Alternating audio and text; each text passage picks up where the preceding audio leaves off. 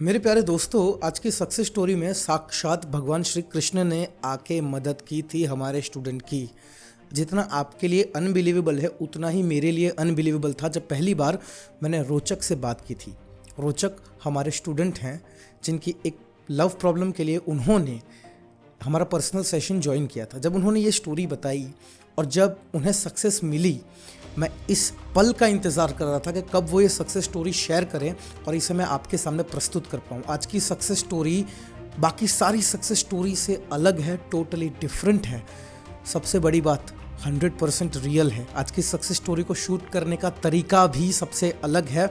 आज तक हमने ऐसी सक्सेस स्टोरी ना सुनी है, ना किसी को सुनाई है, ना ही हमने इस प्रकार से शूट की है। आज की सक्सेस स्टोरी को हमने नाट्य रूपांतरण के द्वारा आप तक पहुंचाने का प्रयास किया है ताकि आप भी इस सक्सेस स्टोरी के इमोशन के साथ कनेक्ट कर पाएँ। बहुत सुंदर सक्सेस स्टोरी है। मेरी गुजारिश यही होगी कि वीडियो पूरा देखें, इस सक्सेस स्टोरी को पूरा देखें कि अगर आपके दिल में चाह है तो भगवान भी अपने भक्त के पास आने से खुद को रोक नहीं पाते। वो आते हैं, आपकी ज़िंदगी बेहतर नहीं ज़िंदगी खूबसूरत बनाते हैं। चलिए शुरू करते हैं आज की सक्सेस स्टोरी। मेरे प्यारे दोस्तों, आज मैं ना लाइक सब्सक्राइब शेयर किसी की बात नहीं करूँगा क्योंकि सक्सेस स्टोरी थोड़ी सी लंबी है। आपका समय ना लेते हुए सीधी मैं सक्सेस स्टोरी पढ़ूंगा, साथ ही साथ इस सक्सेस स्टोरी का नाट्य रूपांतरण स्क्रीन पे चलता रहेगा। दोस्तों, इस सक्सेस स्टोरी का टाइटल रोचक ने दिया है कि भगवान आते हैं। चलिए पढ़ते हैं आज की सक्सेस स्टोरी।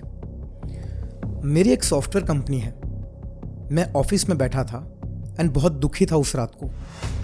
यूं तो मेरा ब्रेकअप 2 साल से हो चुका था because of our caste difference. उसके घर वाले नहीं मानते मेरे लिए।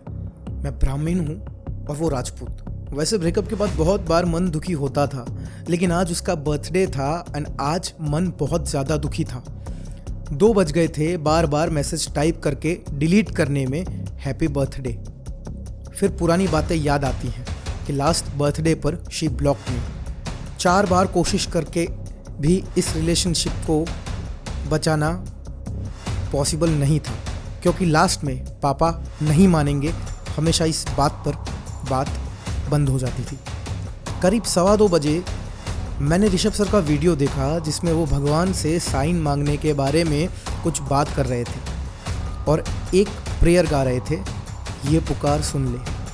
मैंने भी आंखें बंद कर ली और सच्चे दिल से, हे मेरे कृष्ण अब तो कुछ हेल्प कर दो मेरी, ये कहते कहते मेरी आंखों में से आंसू आ गए। इससे मैं ज़्यादा नेगेटिव हो गया, मुझे ऐसा लगता है, क्योंकि पुरानी सारी बातें याद आने लगी। 2 सालों में ऐसा कोई टोटका बाकी नहीं था जो मैंने नहीं आजमाया, तो मुझे ये सब फालतू लगने लगा। मैं फ्रस्ट्रेट होकर अपना काम करने लगा।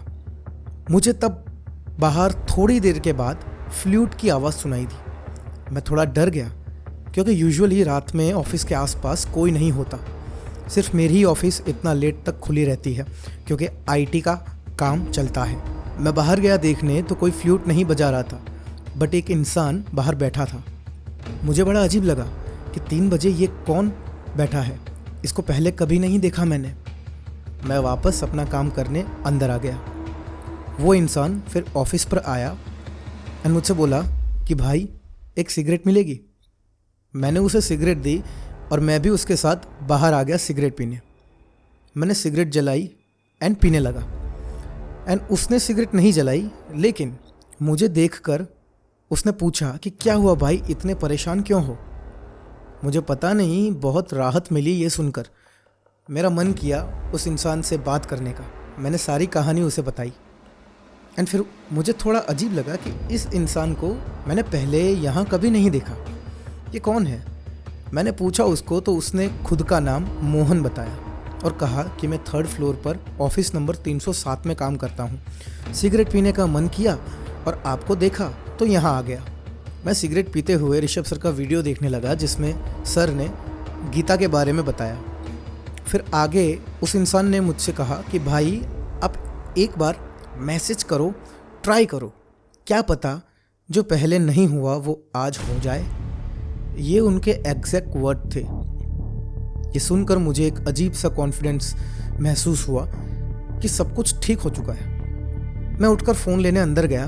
मैंने मैसेज कर दिया। मैं फ़ोन लेकर बाहर आया तो वो इंसान जा चुका था। मैंने आवाज़ लगाई, मोहन, लेकिन कोई रिप्लाई नहीं आया। तो मैं चेयर पर बैठ गया एंड जैसे मैं बैठा तो वो सिगरेट वहीं पड़ी हुई थी जो मोहन को मैंने पीने के लिए दी थी। मैं और कुछ सोच पाता इससे पहले 2 साल बाद मेरी जान का ये रिप्लाई आया, आई मिस यू रोजी। मैं सब कुछ भूल गया, मुझे मेरी आंखों पर बिलीव नहीं हुआ। हमने 30 मिनट बात की। 2 साल के बाद ये पहली बार मैंने बात की थी। फिर गुड नाइट एंड लास्ट में आई लव यू बोलकर उसने फ़ोन कट कर दिया। मैं रोने लगा। अगले दिन जब मैं उनसे मिला, सब चीज़ों को शॉर्ट कर ली एंड मैं जैसे वहाँ से निकला, मैंने मन में कहा थैंक यू सो मच मेरे कृष्ण कन्हैया। एंड सडनली वो रात वाला एक्सीडेंट मेरे आंखों के सामने आ गया। मैं तुरंत पहले ऑफिस गया एंड 307 ऑफिस में गया तो शॉक हो गया, क्योंकि 307 ऑफिस तो 6 महीने से बंद है, वहाँ कोई काम नहीं करता। मुझे मेरी आंखों पर बिलीव नहीं हुआ, मेरी सोच पर बिलीव नहीं हुआ कि रात को खुद भगवान आए और मेरी हेल्प कर कर चले गए। क्योंकि वो फ्लूट की आवाज़, उसका नाम मोहन होना, वो सिगरेट को ऐसे ही छोड़कर चले जाना, गायब हो जाना, और सबसे शॉकिंग चीज़ जो मैं बता रहा हूँ इस पर बिलीव करना इम्पॉसिबल है। जब रात को मैंने सीसीटीवी फुटेज देखी तो वहाँ मेरे अलावा कोई नहीं बैठा था।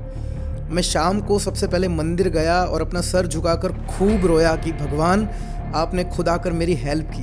अब आगे मैं क्या करूं, कैसे मैं अपने पार्टनर से शादी कर पाऊं, प्लीज़ रास्ता बताओ भगवान। जैसे ही मंदिर के बाहर निकला मुझे ऋषभ सर के वीडियो का नोटिफिकेशन आया अराउंड 8 साढ़े 8 बजे। मैंने वो सक्सेस स्टोरी देखी एंड मुझे पता चल गया था कि भगवान का साइन है, उन्होंने ऋषभ सर का वीडियो मुझे दिखाया। उस रात भी मैं ऋषभ सर का वीडियो देख रहा था और सच्चे दिल से भगवान से मैंने मांगा कि मेरी मदद करो, और भगवान प्रकट हो गए। मैंने हेल्पलाइन पर कांटेक्ट किया और सर का पर्सनल सेशन ज्वाइन किया। सबसे पहले उनको प्रणाम किया और कहा कि आप सच्चे गुरु हो, क्योंकि आप ही ने मुझे गोविंद तक पहुंचाया है।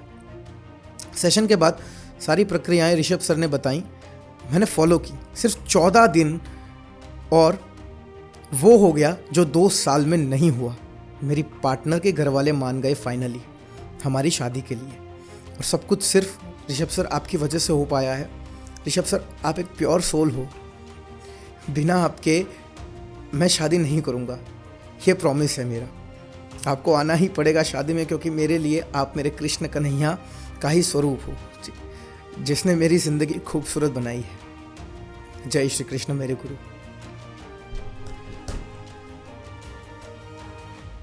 जय श्री कृष्ण रोचक।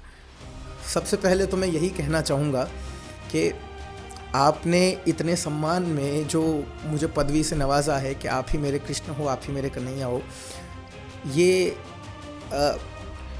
इमोशन शायद तब भी मैंने महसूस किए थे जिस वक्त मैंने पहली बार आपसे बात की थी, और ये इमोशन आज भी महसूस कर रहा हूँ। ये सक्सेस स्टोरी पढ़ते वक्त भी महसूस कर पा रहा हूँ कि जो चीज़ आपके साथ हुई है, सबसे पहली चीज़ ये केवल और केवल आपकी वजह से और आपकी भक्ति की वजह से हुआ है कि भगवान स्वयं अपने भक्त के लिए आते हैं और मदद करते हैं। मेरा इसमें तनिक इतना भी हाथ नहीं है, क्योंकि मैं केवल और केवल एक माध्यम हो सकता हूँ, लेकिन आपने मुझे उस नाम से नवाजा है। हाँ, गुरु के तौर पे मैं बहुत प्रसन्न हूँ कि आप जैसे शिष्य मेरे पास हैं, लेकिन गोविंद की कृपा आपके ऊपर रहे, आपकी फैमिली के ऊपर रहे, आप इस प्रकार की सक्सेस मैनिफेस्ट करते रहे, ज़िंदगी खूबसूरत बनाते रहे, मेरी यही प्रार्थना होगी आपसे।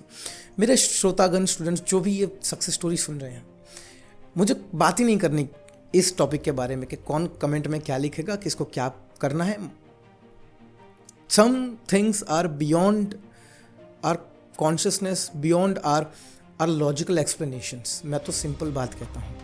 बहुत सारे लोगों ने कामाख्या माता के स्वरूप के दर्शन किए यंत्र प्राप्ति के बाद। बहुत सारे लोगों के साथ इंसिडेंट हुए हैं कि उन्हें भगवान ने किसी न किसी स्वरूप में आके मदद की है। आपसे मैं बस इतना कहना चाहूँगा, सबसे बड़ी चीज़ दोस्तों आपके विश्वास की है।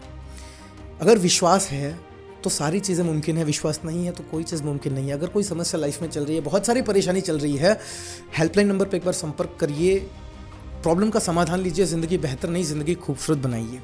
ये सक्सेस स्टोरी अगर आप चाहते हैं कि और लोगों तक पहुँचे, ये मैसेज और लोगों तक पहुँचे, तो प्लीज़ इसे एक आपके फ्रेंड के साथ, कोई भी एक फ्रेंड के साथ शेयर ज़रूर करिएगा, क्योंकि ऐसी चीज़ें कहीं ना कहीं अंदर एक मोटिवेशन देती हैं, वाइब्रेशन अलाइन करती हैं और एक मैसेज देती हैं क्रिस्टल क्लियर कि हम भी हमारी ज़िंदगी बेहतर नहीं ज़िंदगी खूबसूरत बनाएंगे।